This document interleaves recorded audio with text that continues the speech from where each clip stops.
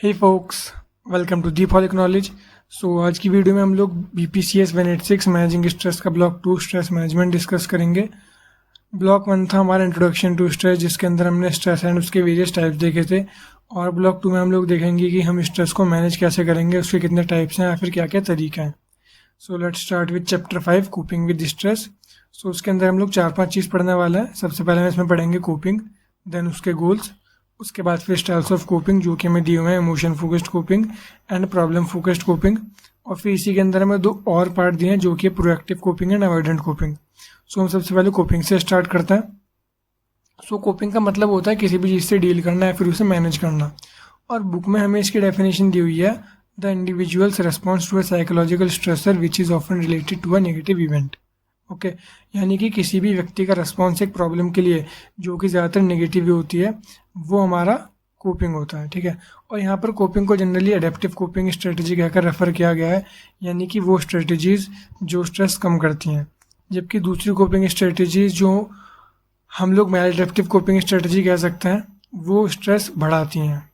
ठीक है, अब जो इफेक्टिवनेस होती है कोपिंग स्ट्रेटजी की, कि वो कितनी ज़्यादा इफेक्टिव है स्ट्रेस से डील करने में, वो इस चीज़ पर डिपेंड करता है कि स्ट्रेस कैसा है, इंडिविजुअल कैसा, यानी कि इंडिविजुअल की पर्सनैलिटी कैसी है, कि वो सॉफ्ट है फिर रोबस्ट है। और आखिरी में वो डिपेंड करता है कि सर्कमस्टेंसेस कैसा है, यानी कि क्या कंडीशन है उस वक्त की, environmental condition. Okay, for example suppose करो कोई इंडिविजुअल है, वो रात को हाईवे पर गाड़ी से जा रहा है और उसकी गाड़ी में कुछ फॉल्ट आ जाता है जिसकी वजह से उसकी गाड़ी चालू नहीं हो पाती।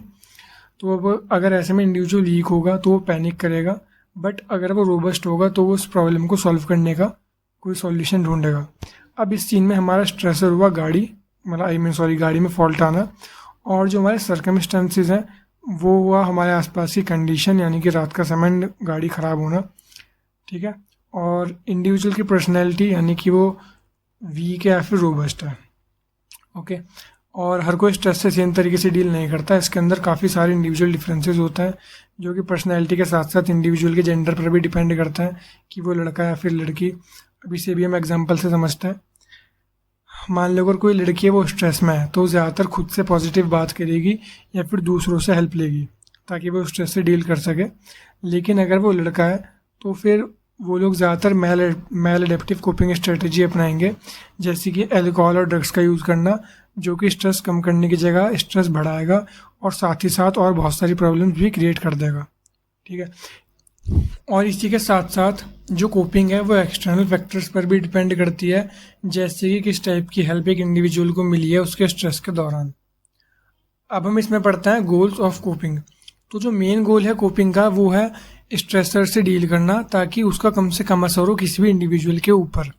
और साथ ही साथ अलग अलग कोपिंग स्ट्रेटजीज हेल्प करती हैं अलग अलग सिचुएशंस में।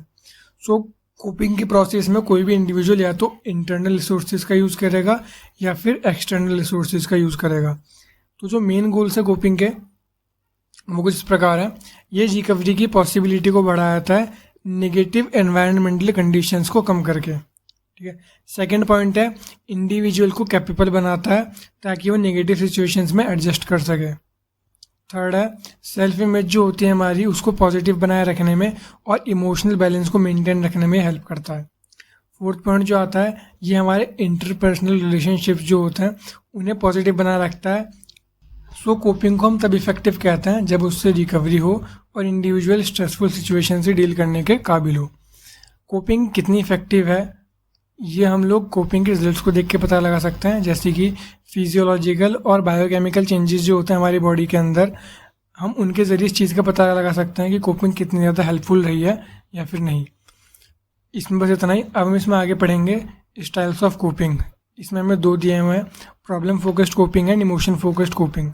सबसे पहले हम इसमें पढ़ेंगे प्रॉब्लम फोकस्ड कोपिंग। जो लोग प्रॉब्लम फोकस्ड कोपिंग यूज़ करते हैं उनका मेन एम होता है कि वो प्रॉब्लम के सोर्स को हैंडल कर सकें या फिर उसे बदल सकें। और ये होता कैसा है, जब भी हमारे पास उस प्रॉब्लम के रिगार्डिंग या तो अच्छे से इन्फॉर्मेशन हो या फिर हम उसे मैनेज करने की न्यू स्किल सीख लें। ठीक है, बेसिकली जब भी हमारे पास कोई प्रॉब्लम आई तो हम लोग कोशिश करते हैं कि हम उसे या तो मैनेज कर सकें वरना हम उसे बदल सकें। और ये हम तभी कर सकते हैं जब हमारे पास उस प्रॉब्लम के रिगार्डिंग काफ़ी सारी इन्फॉर्मेशन हो, वरना हम लोग न्यू स्किल सीख लें ताकि हम उस सिचुएशन को मैनेज कर सकें। इसी के अंदर फोकमैन एंड लजारस ने 1988 में 3 टाइप्स आइडेंटिफाई किए थे, जिनमें से फर्स्ट है टेकिंग कंट्रोल, सेकंड है इंफॉर्मेशन सीकिंग और थर्ड है evaluating positives and negatives within a given situation. So ये जो लास्ट वाला है फोकमैन से लेके सिचुएशन तक, ये आप लोग पूरा एज इट इज़ पेपर के अंदर लिख देना। अब हम इसके अंदर आगे देखते हैं इमोशन फोकस्ड कोपिंग। सो जो इसका मेन एम है वो है हमारे इमोशनल रिस्पॉन्सेज को मैनेज करना किसी भी स्ट्रेसफुल सिचुएशन के खिलाफ। यानी कि अनप्लीजेंट और स्ट्रेसफुल फीलिंग्स होती हैं जो किसी भी स्ट्रेसर के प्रति उन्हें कम कर देती है, उन्हें चेंज कर देता है। ठीक है, इसका मेन एम यही है। सो अब इसमें हमारा लास्ट आता है proactive and avoidant coping. So proactive coping में इंडिविजुअल प्रॉब्लम को डायरेक्टली फेस करता है। जो इंडिविजुअल स्टेप की कोपिंग को अडॉप्ट करता है वो डायरेक्ट एक्शन लेता है उस प्रॉब्लम के बारे में और जानकर। सो बेसिकली ये प्रॉब्लम फोकस्ड कोपिंग का एक पार्ट समझ लो, उसी के तरह ये। इसके अंदर हमें 5 स्टेजेस भी दी हुई थी। फर्स्ट स्टेज है एक्यूमुलेशन रिसोर्सेज, यानी कि इंडिविजुअल इसके अंदर प्रॉब्लम से डील करने के लिए काफ़ी सारे रिसोर्सेज से इंफॉर्मेशन इकट्ठा करता है ताकि वो इससे अच्छे से डील कर सके। सेकंड आता है आइडेंटिफाइंग, इसके अंदर इंडिविजुअल स्ट्रेसर को काफ़ी हद तक गैस कर लेता है, उसे पहचान लेता है। फॉर एग्जांपल हमें पता है कि कल हमारे टीचर हमसे होमवर्क लेंगे, तो ऐसे में हमने स्ट्रेसर को काफ़ी हद तक गैस कर लिया और ऐसे में हम उस पर काम करना चालू कर देंगे। थर्ड आती है हमारे पास इनिशियल अप्रेजल, यानी कि जो फर्स्ट स्टेप है स्ट्रेस क्रिएटिंग सिचुएशन को जानने का, वो हमने इसमें ख़त्म कर लिया। उसके बाद preliminary efforts to cope with the stressful situation.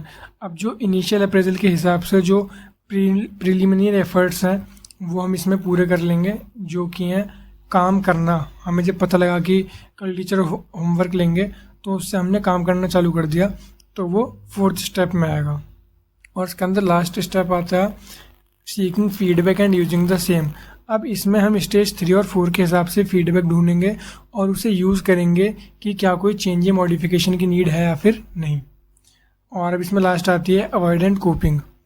इसके अंदर इंडिविजुअल सिचुएशन को जो स्ट्रेस क्रिएट कर रही है उसे अवॉइड करेगा या उसे बहुत ही कम इम्पोर्टेंस देगा। और अवॉइडेंस कोपिंग की वजह से इंडिविजुअल्स को स्ट्रेस एंड एंजाइटी तो होगी ही, साथ ही साथ इसका असर उसके सेल्फ कॉन्फिडेंस पर भी पड़ेगा।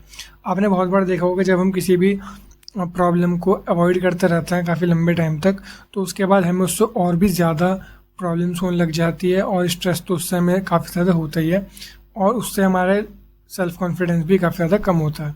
सो अवॉइडेंट कोपिंग के अंदर सिर्फ इतना ही है और इस चैप्टर के अंदर बस यही 4-5 चीज़ें थी मेन पढ़ने वाली। So that's it for this chapter. Thank you so much guys, peace out.